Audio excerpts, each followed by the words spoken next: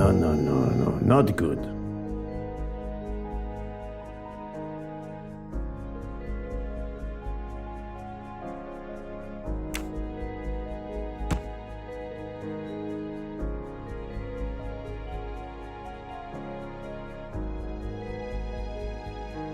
I do not think that's the right answer.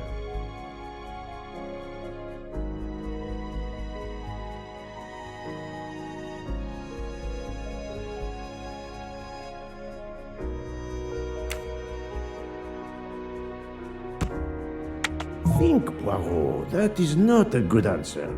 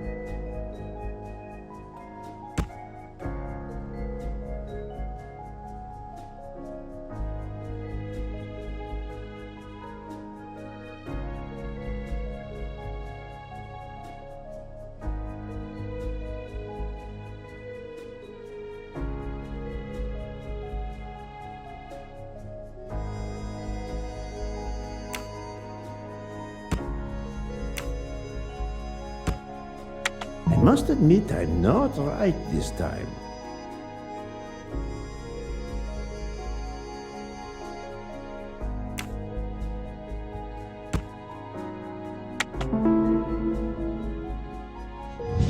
I'm right again. That happens to me a lot.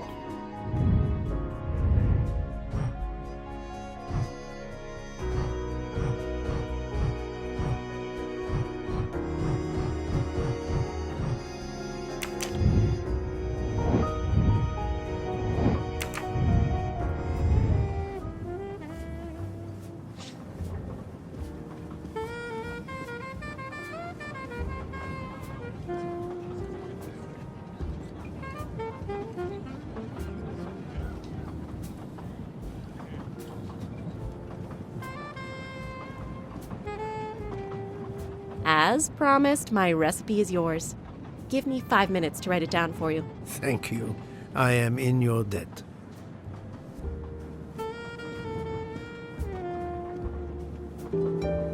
I can take advantage of this moment to resume my little observations of the passengers. I made a lot of progress on the expenses last night, sir. I should be done by tomorrow morning. You're supposed to be a fast worker, Hector. Sorry, sir. Working here is not as comfortable as in our office in Boston. You're lucky to ride in a train like this.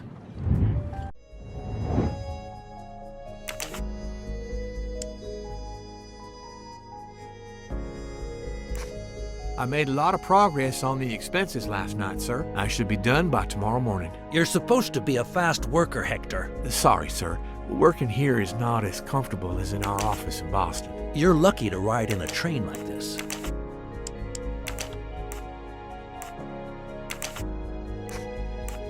I must admit I'm not right this time. No, not good. This is wrong, but I'm never far from the truth.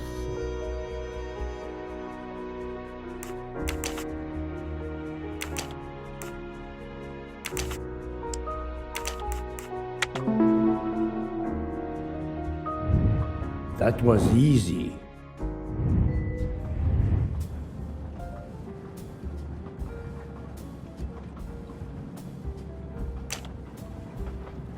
Did you enjoy the meal? I'm not used to meals like this. You do not have good restaurants in Kenya? Actually, we do. This is in the 1930s. I did not mean to offend. You didn't like the meal? The lobster, it was undercooked, and the potatoes were too dry. I expect, being Princess Dragomirov's assistant, you must be used to eating well. Cooking is an art.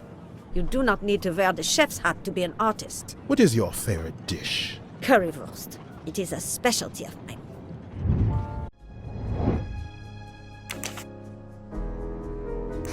Did you enjoy the meal? I'm not used to meals like this. You do not have good restaurants in Kenya? Actually, we do. This is in the 1930s. I did not mean to offend. You didn't like the meal? The lobster, it was undercooked, and the potatoes were too dry. I expect, being Princess Dragamirov's assistant, you must be used to eating well. Cooking is an art. You do not need to wear the chef's hat to be an artist. What is your favorite dish? Currywurst. It is a specialty.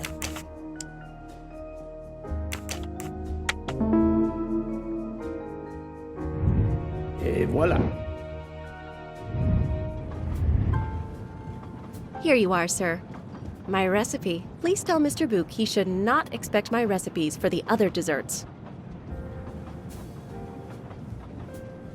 Thank you very much, mademoiselle. I know he will sincerely appreciate the gesture, and I will make certain he gets the message.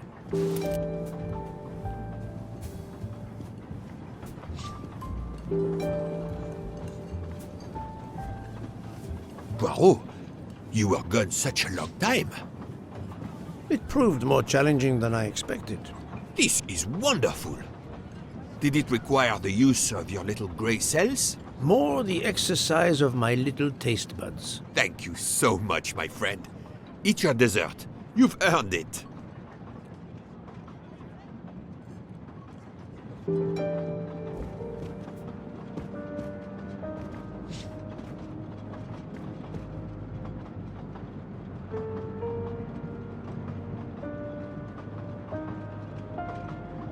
Good evening.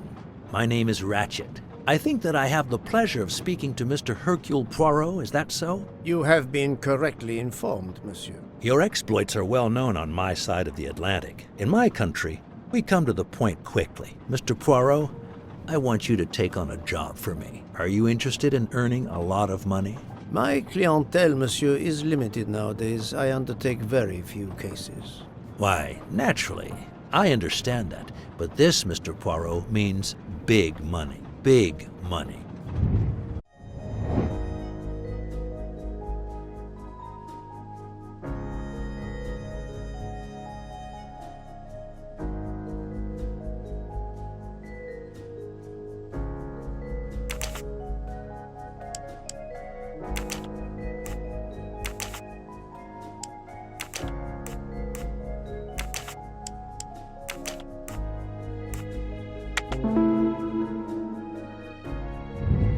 That was easy. What is it you wish me to do for you, Monsieur Ratchet? Mr. Poirot, I am a rich man. A very rich man. Men in that position have enemies. I have an enemy. Monsieur, in my experience, when a man is in a position to have, as you say, enemies, then it does not usually resolve itself into one enemy only. Yes, I appreciate that point. Enemy or enemies, it doesn't matter. What does matter is my safety. My life has been threatened, Mr. Poirot. Now, I'm a man who can take pretty good care of himself. But as I look at it, a little insurance wouldn't hurt. And remember, big money. I regret, monsieur, that I cannot oblige you. What's wrong with my proposition? If you will forgive me for being personal, I do not like your face, Mr. Ratchet. Now, if you wouldn't mind, I'd like to finish my coffee peacefully.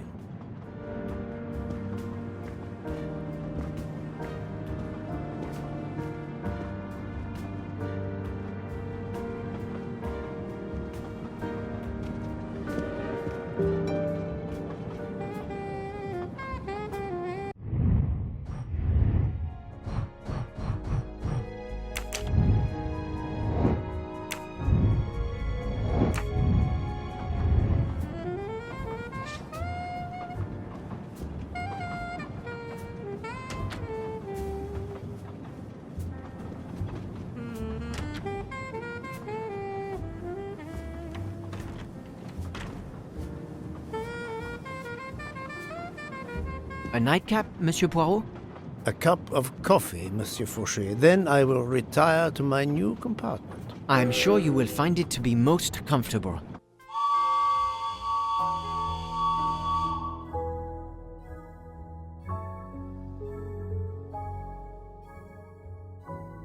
We have stopped?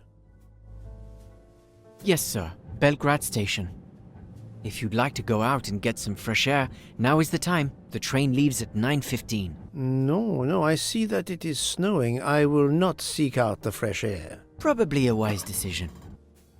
May I suggest a chocolate to accompany your coffee? It is produced by my father, the best chocolatier in Switzerland. I would never refuse a chocolate with such high recommendation. I know you will enjoy it, and please let me know if there is anything else you require.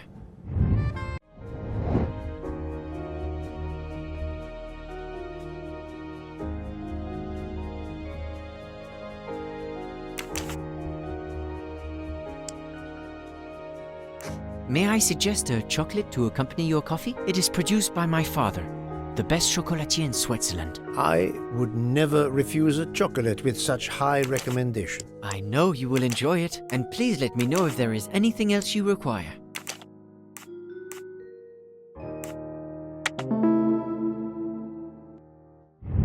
My little gray cells did not let me down. Everything was perfect. Thank you very much. My pleasure. Is there anything you require, monsieur? No, merci.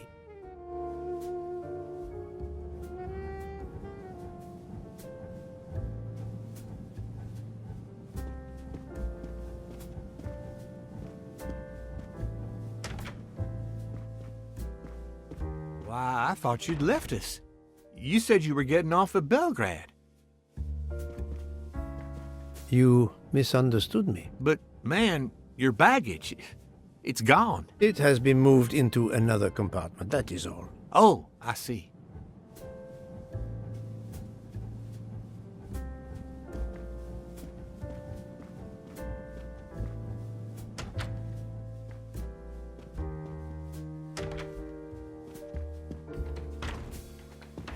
I wish you a good night, Monsieur Poirot. Good night.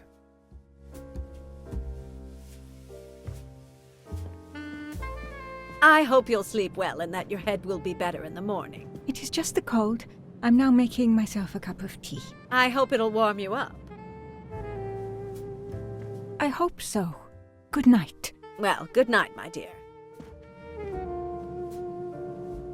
What a brave girl. On the other hand, that man there in the next cabin, Monsieur Ratchet, he scares the hell out of me. There's something wrong about that man. My daughter always says I'm very intuitive. When Mama gets a hunch, she's dead right. That's what my daughter says. And I've got a hunch about that man. He's next door to me, and I don't like it. I put my bags against the communicating door last night.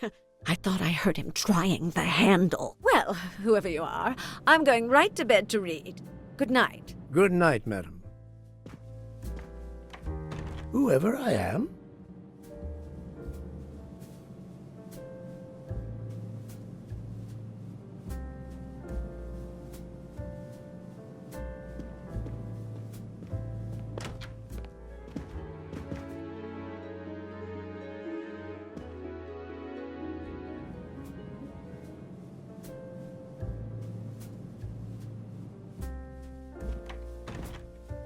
Monsieur Ratchet seems very upset.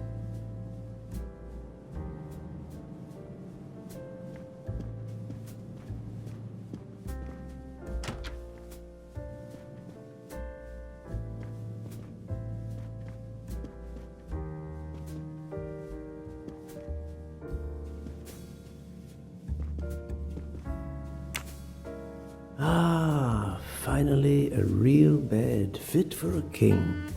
Or a very tired detective.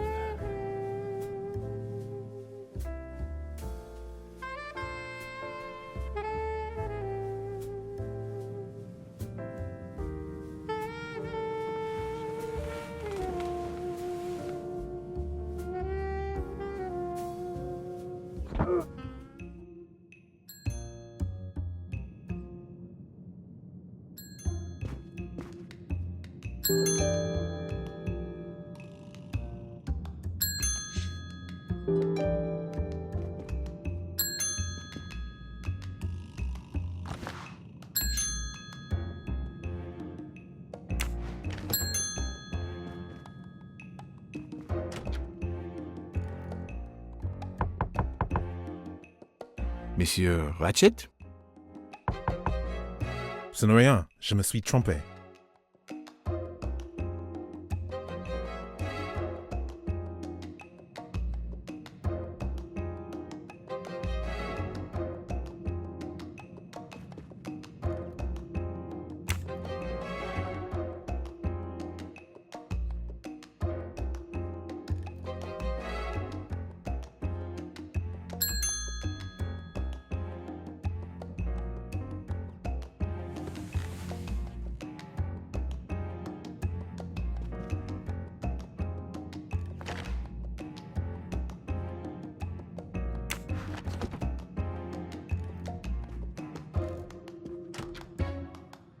Good night, madame.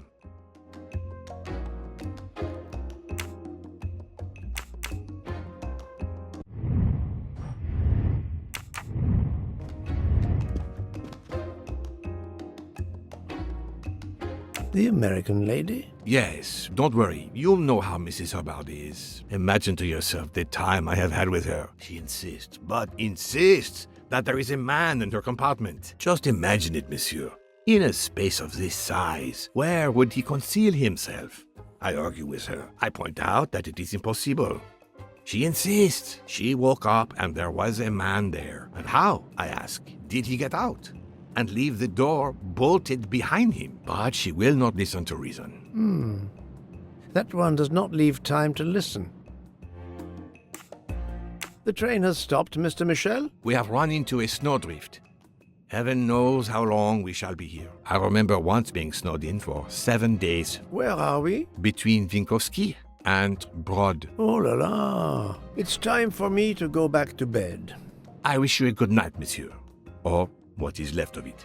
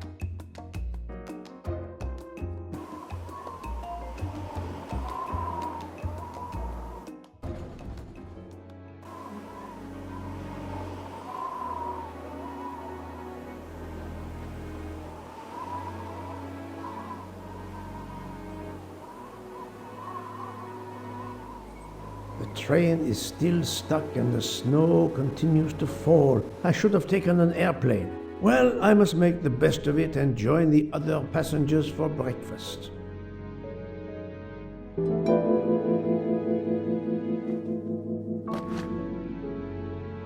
The mustache comb to tame unruly knots.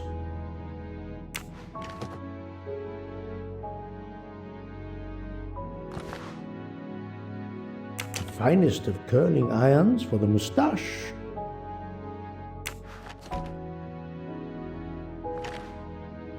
Wax to preserve the perfect symmetry of the moustache.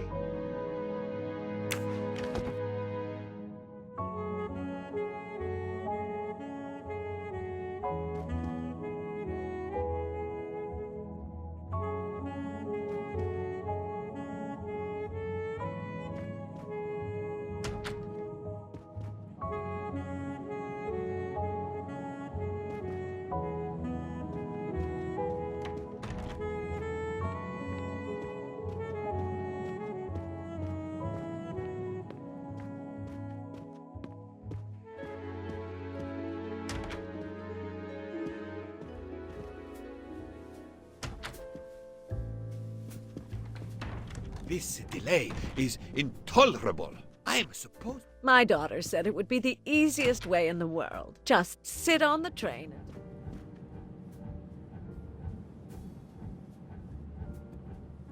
Tomorrow. How am I going to catch it now?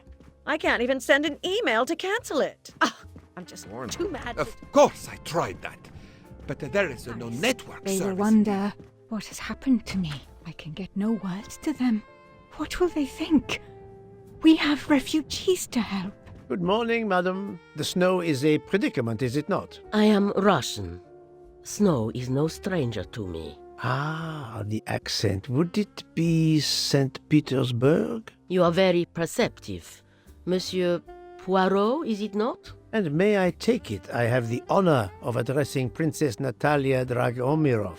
We dispense with the old titles these days. My husband, all of my past, was taken from me by these Stalinists. When they were gone, I became director of the St. Petersburg Museum of Antiquities to restore and preserve what I can of my country's history. Still, the delay must be vexing. If I must be late for my appointments, then they will wait. I know that I would certainly wait, madame. It has been my extreme pleasure to make your acquaintance, madame. Au revoir, Monsieur Poirot.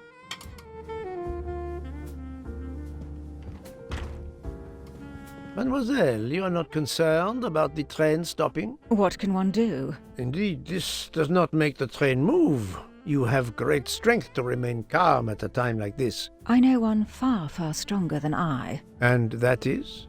Well, that old lady, for instance. You have probably noticed her. She just has to lift her little finger and ask for something in a polite voice, and the whole train runs. It runs also for my friend Monsieur Bouc, but that is because he is a director of the line, not because he has a masterful character. You don't have to have a strong will when you have power.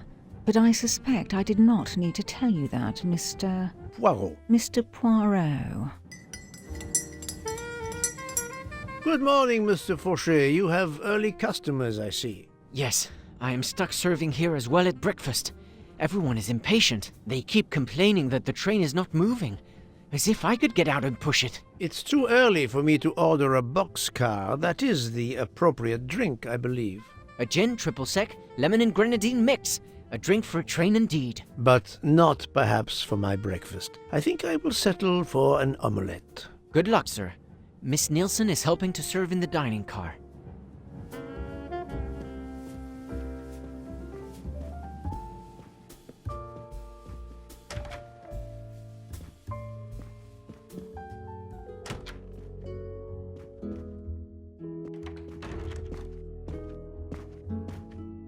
How long are we expected to be stranded here? It won't do much good complaining to me. That fellow there with the moustache, he may know something. Excusez-moi, sir. Yes? Monsieur Bouc asks for you to join him in compartment 203. Look here, Poirot. Can you tell us anything? I can tell you the snow, it will not move aside on its own. Of course, but you obviously have some influence with Bouc. I am going to see him now. I will ask him if he has any information.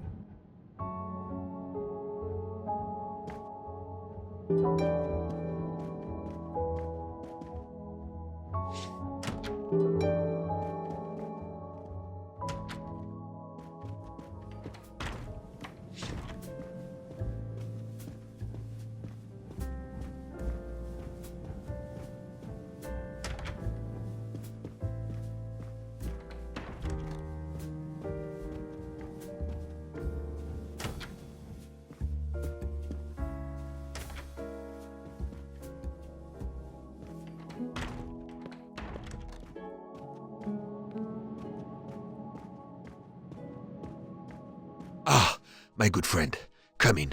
We have need of you. What has occurred? A passenger lies dead in his bed, stabbed. A passenger? Which passenger? In there.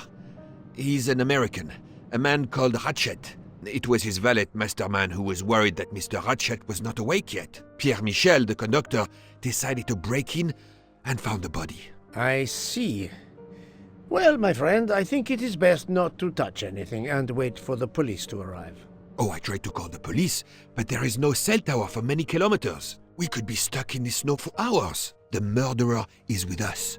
On the train, now! The sooner we catch him, the sooner we'll be out of danger. The Dr. Constantine is already examining the body. Mon ami, this is not a missing train ticket. We must follow procedure. We must wait for the police to secure the crime scene. Please, Poirot. I will take full responsibility. Book, you ask. Well, if we cannot contact the outside world, then... Oh, you are going to drive me crazy. In truth, this problem intrigues me. I was reflecting not half an hour ago that many hours of boredom lay ahead whilst we are stuck here. And now, a problem lies ready to my hand. You accept then? C'est entendu. You place the matter in my hands.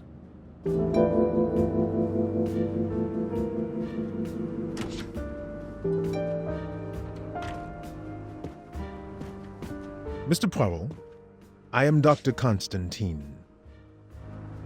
Forgive me, Doctor. You are a medical examiner? No, but I have assisted in post-mortems at Nairobi Hospital, where I am a teaching fellow. I am familiar with your excellent institution. I do not intend to perform a full autopsy, but a preliminary examination should be of some use. Of course. May I have a look? Then we can compare notes. Please, if you need any help, I won't be far away.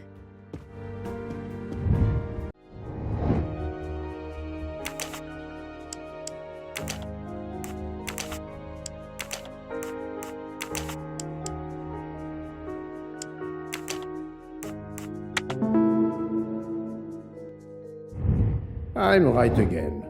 That happens to me a lot.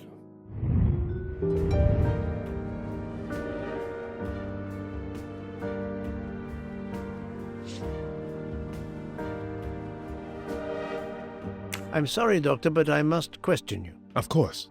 I must be considered under suspicion like everyone else. May I know your movements last night? I share compartment 101 with Mr. Book. He would not stop talking about his beloved train. I listened to him for hours talking about his Orient Express. My friend Book will no doubt confirm this. Did you know the victim? Not at all. I noticed him last night at dinner, but I did not pay much attention. Did you touch anything in here this morning? I checked for a pulse. There was none. Rigor mortis had commenced. The body was cool to the touch. I touched nothing else. What can you tell me about the victim? He died from multiple stab wounds of varying angles and depth. More than one would have been fatal. I would place the time of death roughly between midnight and 2 a.m. With more time, I hope I can be more precise. I assume the open window complicates matters. Indeed. Conditions are not perfect. Thank you for your help, Doctor.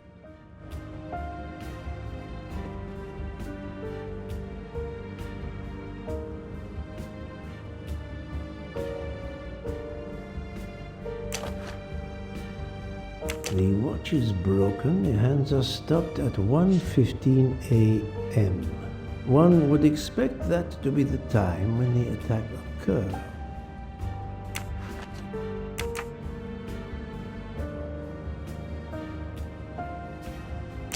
As you see, the victim has been stabbed many times. Several alone would have been fatal. Yes, I agree. An attack most savage. I will, of course, prepare a complete report on my findings. Thank you. I'll take photos.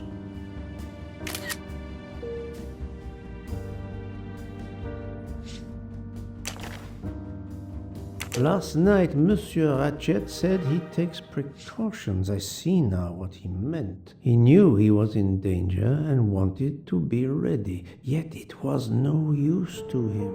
I will leave it here for the police.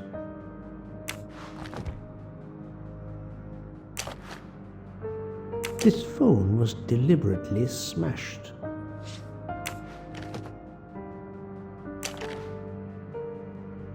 I'm sure I will find some interesting things inside.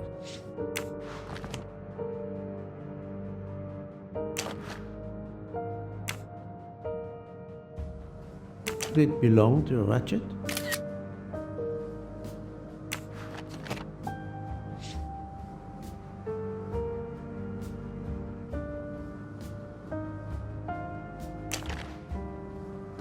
A handkerchief. There's a letter H embroidered on it.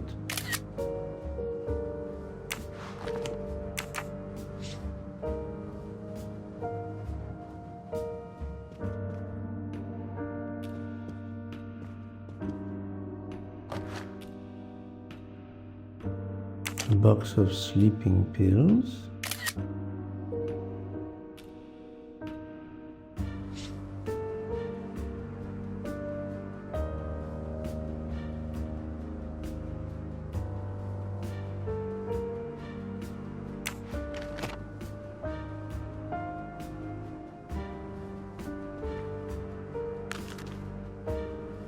I wonder what could be in this photo.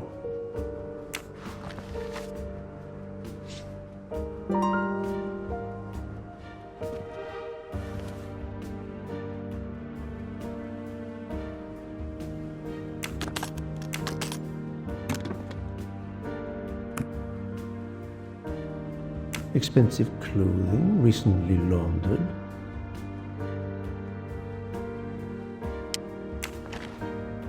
Not exactly the reading material one would expect of a man like Ratchet.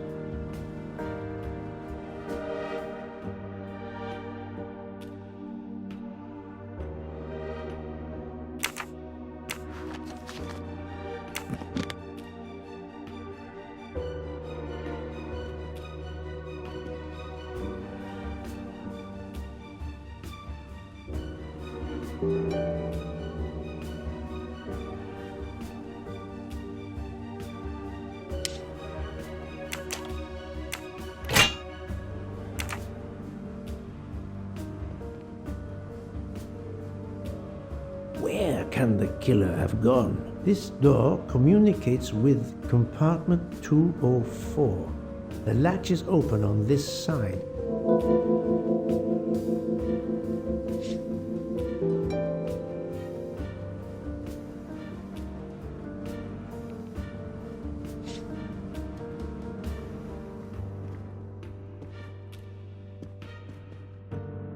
The chain lock is broken. Monsieur Michel told me that he broke the chain on the door to get into the room.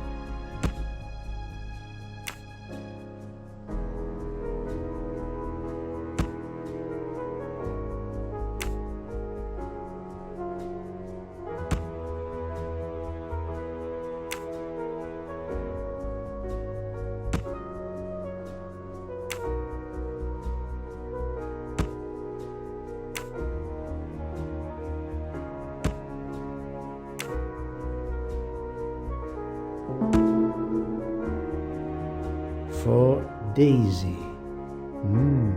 Interesting. Et voilà.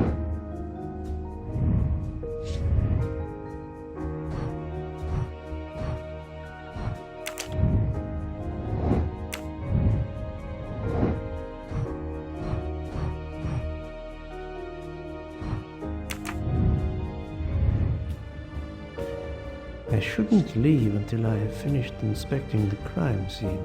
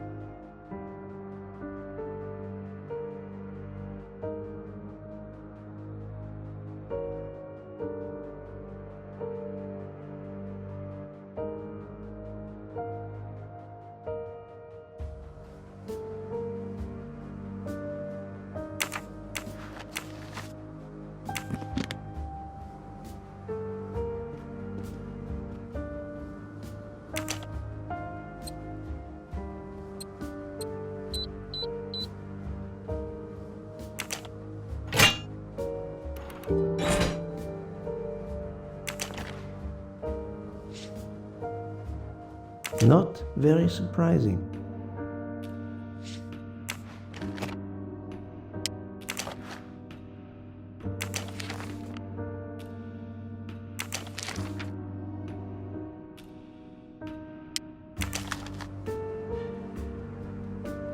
A meeting place on the back of a postcard. Someone with the initials A.W.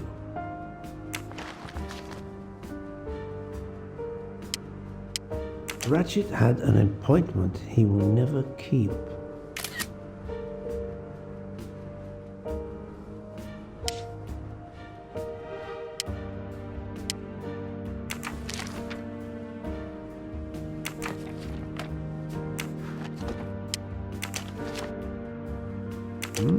Unusual letter, this.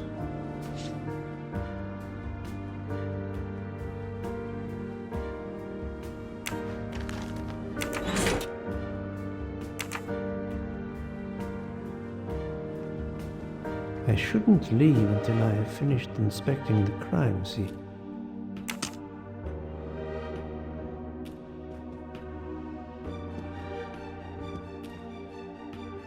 The snow is falling only lightly this morning. A murderer would have left tracks in the snow if he had jumped out the window.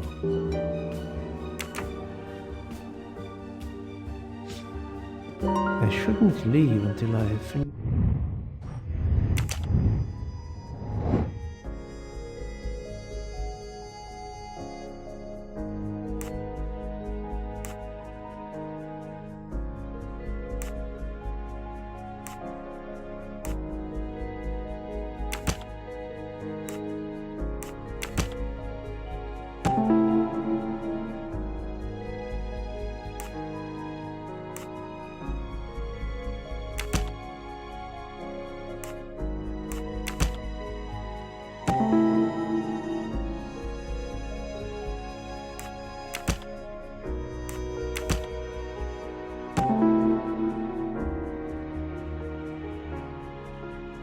So, the murderer must have exited through Madame Hubbard's room. That's the right answer.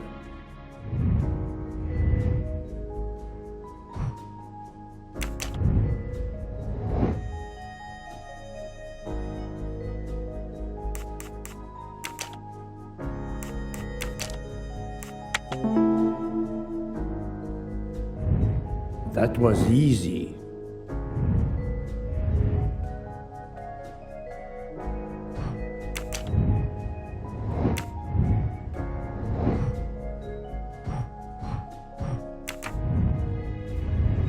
I shouldn't leave until I have finished inspecting the crime scene.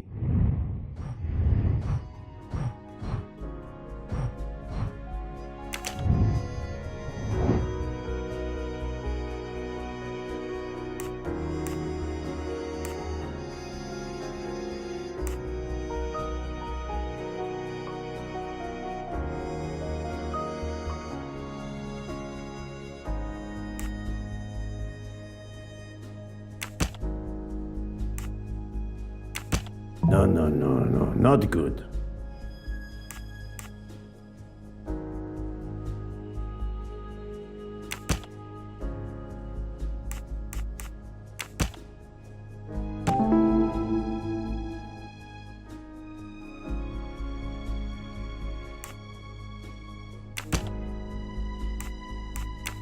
I must admit I'm not right this time.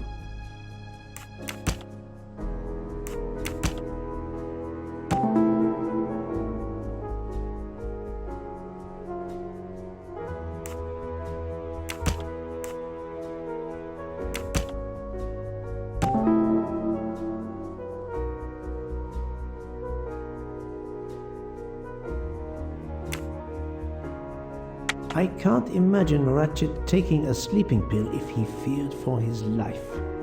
I'm right again. That happens to me a lot.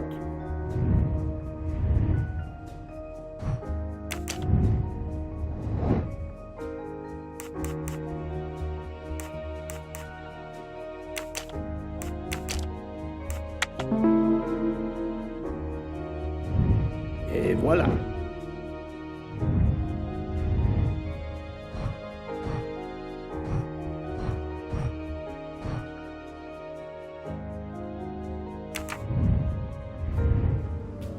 I think I've seen everything I need at the moment. I'm counting on you to finish your analysis. I'll have a more detailed report for you as soon as I can.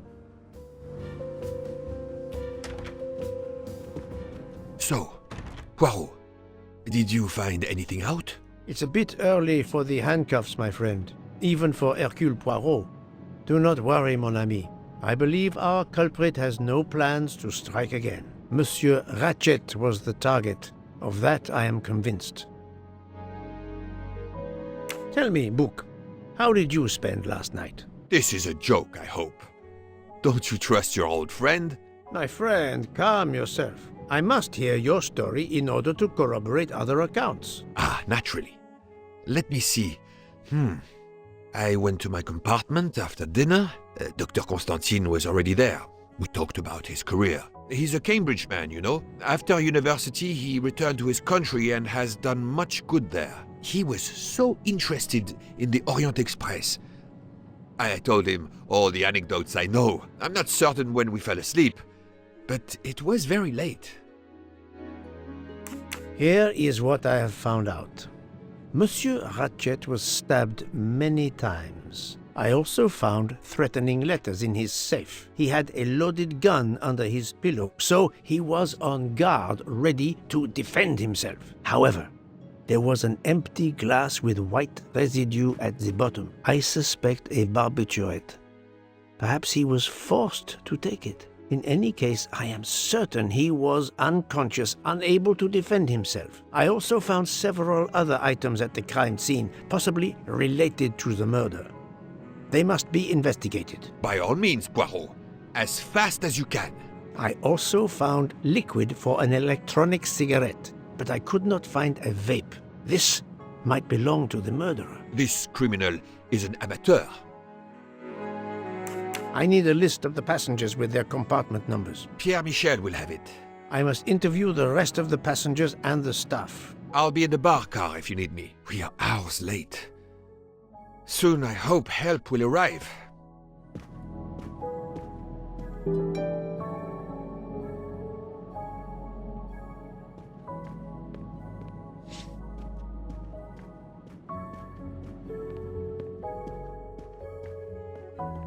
Monsieur Michel, I must ask you a few questions if you don't mind. I will do everything I can to help. First of all, tell me about yourself. Very well. My name, as you know, is Pierre Michel. I am from Calais. I've been with the company for over 15 years. Thank you.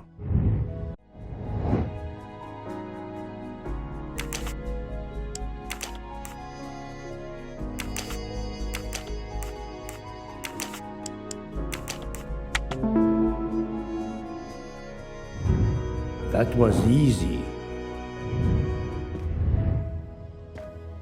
Can you provide me with a listing of the passengers and their rooms, please? Yes, certainly.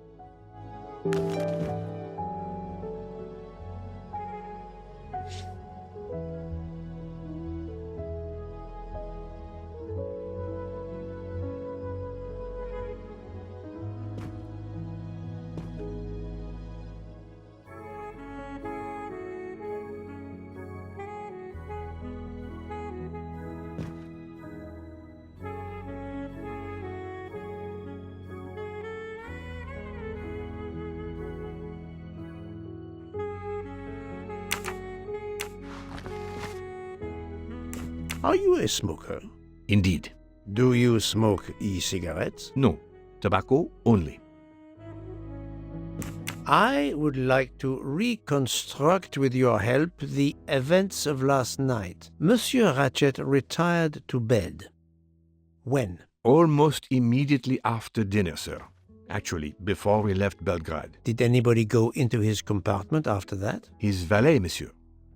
Monsieur Masterman, and then his secretary, the young American gentleman, Monsieur McQueen. And that is the last time you saw or heard of him? No, monsieur. You forget that Monsieur Ratchet rang his bell around 12:40 a.m., soon after we had stopped. I knocked at the door, but he called out in French, Ce n'est rien, je me suis trompé. I then left to answer another bell that had just rung. Where were you at 1:15 a.m.? I was sitting on my little seat at the end of the car, facing up the corridor. Are you sure? I left a little after 1 a.m. to speak about the snow with my colleague Jean in the bar car. I came back later. There was a call. I remember speaking to you. Indeed, I remember. Carry on. It was the American lady, Madame Hubbard. She thought she saw a man in her compartment. Then, around 1:50 a.m., I made the bed for Monsieur Ratchet's secretary, Monsieur McQueen. He had spent the evening talking with the English Captain Arbuthnot. At 2 a.m., I returned to my place and stayed there until dawn. What is the last station where we stopped? Winkowski. Could someone have come on board? Possibly. I was very busy. Owing to the weather, we were a few minutes late. We left at 12:10 a.m.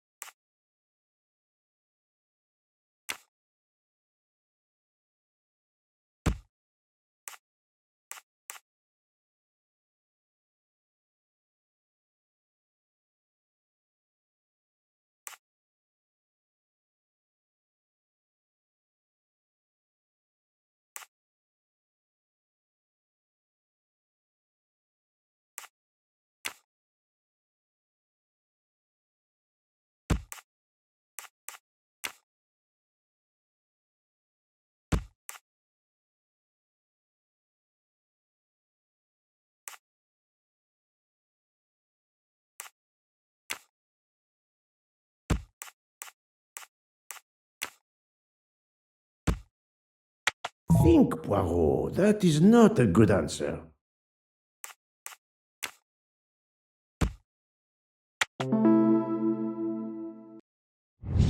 I'm right again. That happens to me a lot.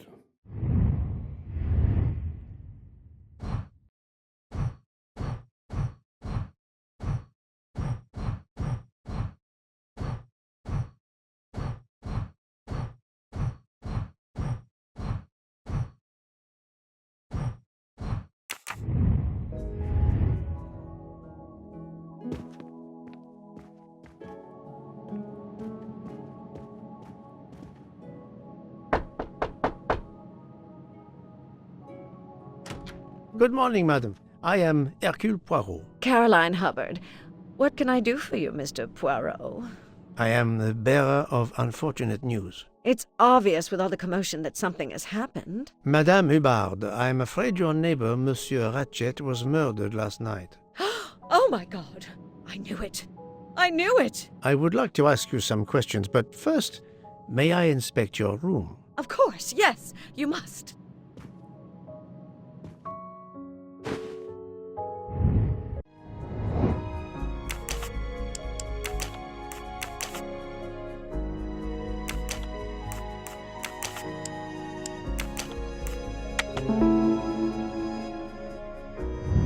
My little gray cells did not let me down.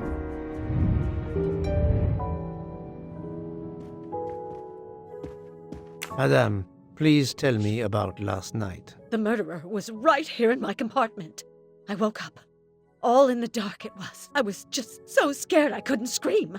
I pressed the call button. I pressed and pressed. I heard footsteps running in the corridor, then a knock on my door. "Come in," I screamed. And I switched on the lights at the same time. And would you believe it? There wasn't a soul there. You think he went back into the other compartment? How do I know where he went? I had my eyes shut tight. The conductor came in. I told the man what had happened, and he didn't seem to believe me. I asked him to search the room, but he found nothing. I told the conductor to look at the door between the compartments, and sure enough, it wasn't bolted. Well, I soon saw to that. I told him to bolt it, then and there.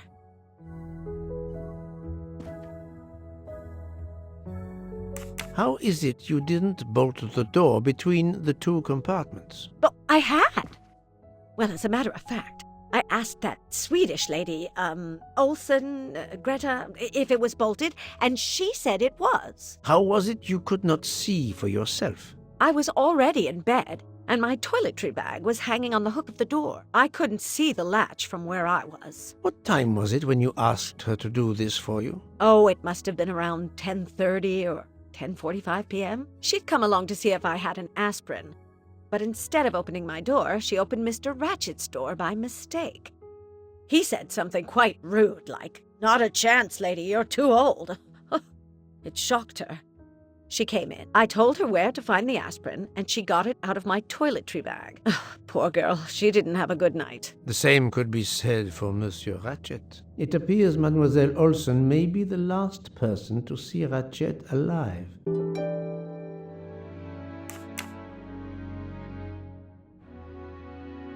Is this your handkerchief? No, not at all. Yet it is embroidered with an initial H, like your name. I don't care. It's not mine, and I would certainly never buy something so impractical as that frilly thing. Are you a smoker? No, definitely not. Filthy habit. I have not finished inspecting your room. If you don't mind,